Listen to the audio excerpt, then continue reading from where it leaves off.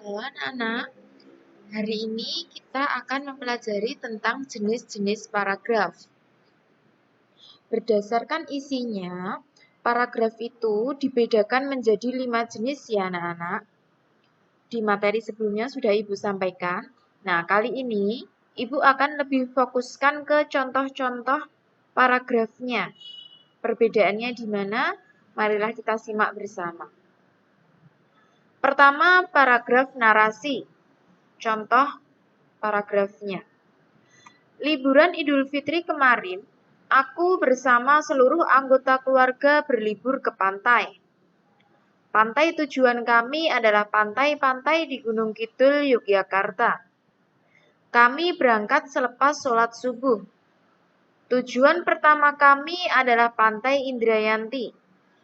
Pantai ini berpasir putih dan memiliki panorama yang indah. Kami semua bermain air bersama. Lebih dari 2 jam kami bermain di air. Selepas itu kami beristirahat, makan, dan mandi. Kami pun melanjutkan perjalanan ke Pantai Siung. Di pantai ini kami kembali bermain air, naik perahu, dan bersantai. Kami sangat senang dan menikmati bermain di pantai. Nah, contoh ini anak-anak, ini adalah contoh dari paragraf narasi. Sudah kita ketahui bahwa paragraf narasi itu adalah paragraf yang berisi suatu kejadian atau peristiwa.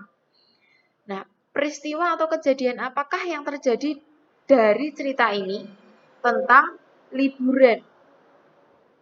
Liburan di pantai ya. Kemudian, dalam paragraf narasi itu memiliki 3 unsur-unsur cerita yang wajib atau yang utama. Pertama adalah tokoh. Di sini adakah tokoh? Ada. Tokohnya adalah aku. Tokohnya adalah aku ya anak-anak.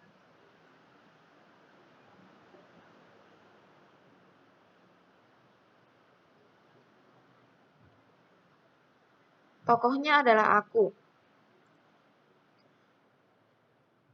Bersama seluruh anggota keluarga. Jadi di sini tokohnya adalah aku dan seluruh anggota keluarganya si aku ini. Kemudian ada kejadian atau peristiwa.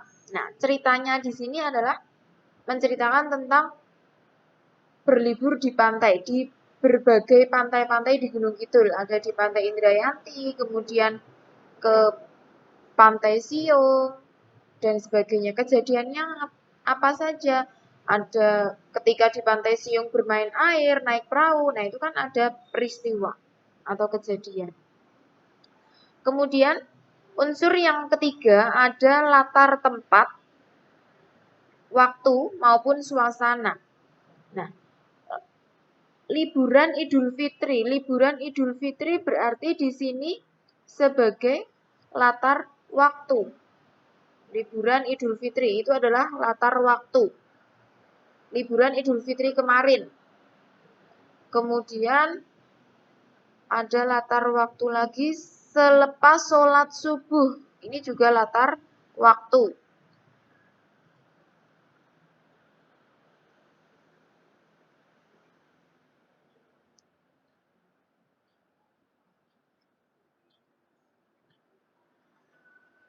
Nah, sudah. Kemudian latar tempatnya. Di sini juga jelas sekali latar tempatnya di pantai. Pantai-pantai di Gunung Kidul. Ada di Pantai Indrayanti. Kemudian ada di Pantai Siung. Ini adalah latar tempat. Kemudian latar suasana. Di sini juga digambarkan latar suasananya itu adalah sangat menyenangkan dan menikmati sangat menyenangkan dan menikmati suasananya ini. Nah, ini contoh dari paragraf narasi. Yang perlu kalian ingat di situ ada tokoh, ada latar tempat, ada latar waktu maupun suasana. Kemudian, untuk paragraf narasi, kejadian atau peristiwanya itu diceritakan runtut. Kalau dari cerita ini kan Selepas sholat subuh, mereka berangkat menuju ke pantai di Gunung Kidul. Nah, kemudian siangnya, ini kan pasti sampai siang, sampai sore. Nah, itu runtut ya, anak-anak. Kemudian paragraf yang kedua adalah paragraf deskripsi. Paragraf deskripsi itu menggambarkan suatu objek, di mana penggambarannya itu menggunakan panca indera manusia. Misalkan penglihatan, penciuman, dan juga rasa. Nah, contoh soalnya, pagi tadi ibu menyiapkan sarapanku. Sepiring nasi goreng ibu letakkan di atas meja makan. Di atasnya terdapat telur dadar, 3 irisan mentimun, dan bawang goreng. Baunya sangat menggoda. Di sampingnya terdapat segelas susu berwarna coklat dengan sebuah sedotan plastik. Setelah selesai menata buku di dalam tas, aku bergegas menghampiri meja makan untuk sarapan. Nah, di sini ada penggambaran suatu objek. Penggambarannya apa? Sepiring nasi goreng terletak di atas meja makan. Nah, ini kan dari penglihatan tokoh aku ya, anak-anak. Kemudian terdapat telur dadar. Nah, ini kan menggambarkan, oh, berarti pembaca kita bisa membayangkan bahwa di atas meja itu ada sepiring nasi goreng, kemudian ada telur dadarnya, ada 3 irisan mentimun, kemudian ada taburan bawang goreng. Nah, kita bisa membayangkan seperti ini. Kemudian baunya sangat menggoda. Ini berasal dari indera penciuman. Sangat menggoda ini ya. Di sampingnya terdapat gelas. Oh, berarti di samping sepiring nasi ini ada segelas susu, di mana susunya ini berwarna coklat. Susunya berwarna coklat dengan sebuah sedotan plastik di dalamnya. Penggambarannya seperti ini kan anak-anak. Nah, ini paragraf deskripsi itu menggambarkan suatu objek. Paham ya? Lanjut. Yang ketiga adalah paragraf argumentasi, di mana paragraf argumentasi itu berisi tentang pendapat atau gagasan yang disertai dengan bukti-bukti maupun alasan yang kuat, yang mendukung. Contoh soalnya, polusi udara dan lingkungan hampir terjadi di seluruh dunia, bahkan di Indonesia yang terutama terjadi pada kota-kota besar. Nah, ini pendapat penulisnya.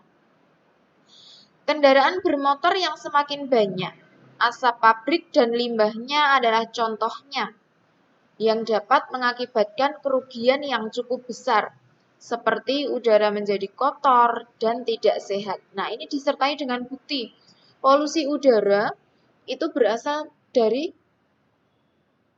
asap-asap kendaraan bermotor, kemudian asap pabrik, di mana nantinya akan mengakibatkan kerugian. Ini bukti-bukti nyata, jelas gitu.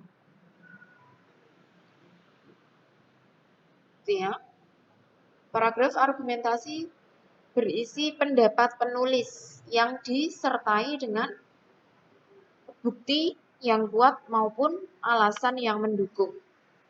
Kemudian yang keempat, paragraf persuasif atau paragraf persuasi, di mana paragraf persuasi ini sifatnya itu mengajak, meyakinkan, mempengaruhi, membujuk, maupun menghimbau pembaca untuk melakukan sesuatu atau untuk mengikuti keinginan dari si penulis ini. Contohnya, sebagai generasi penerus bangsa, kita wajib melestarikan budaya asli yang kita miliki.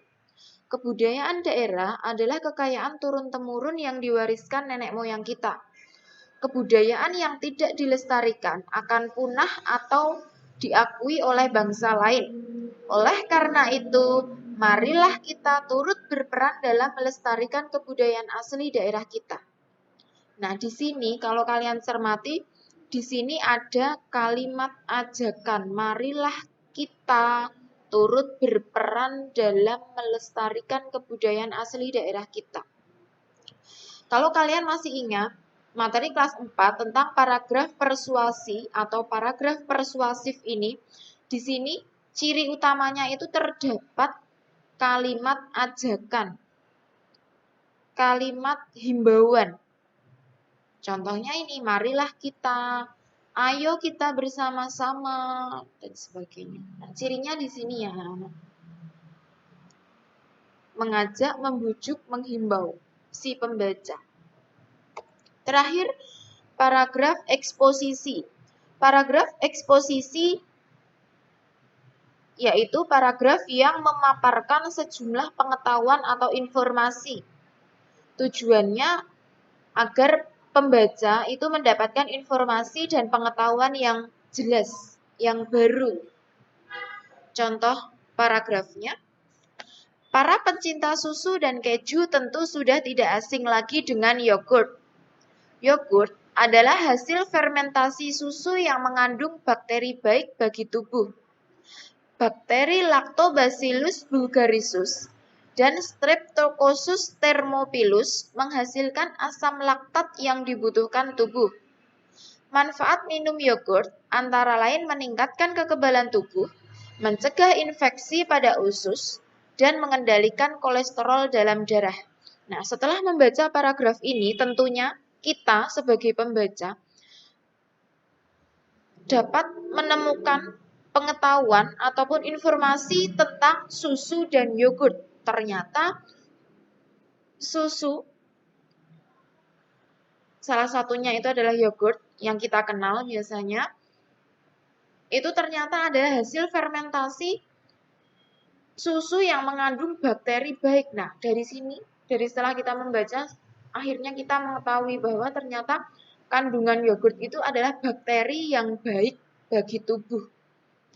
Dan akhirnya kita sekarang jadi tahu ternyata bakteri itu tidak semuanya jahat.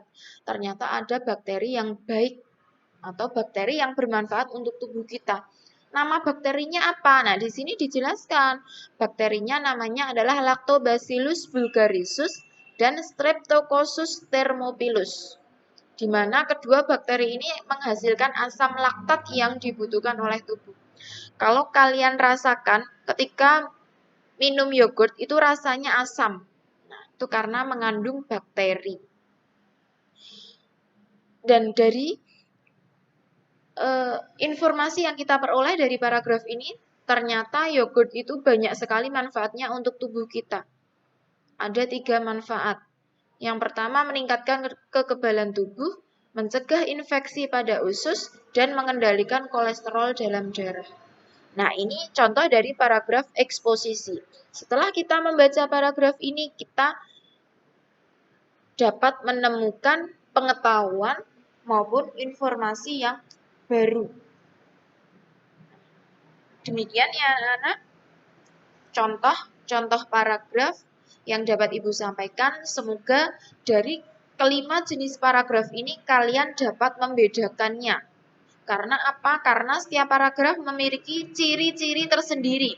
Nah, tugas kalian adalah menghafalkan ciri-ciri yang dimiliki di setiap jenis paragraf.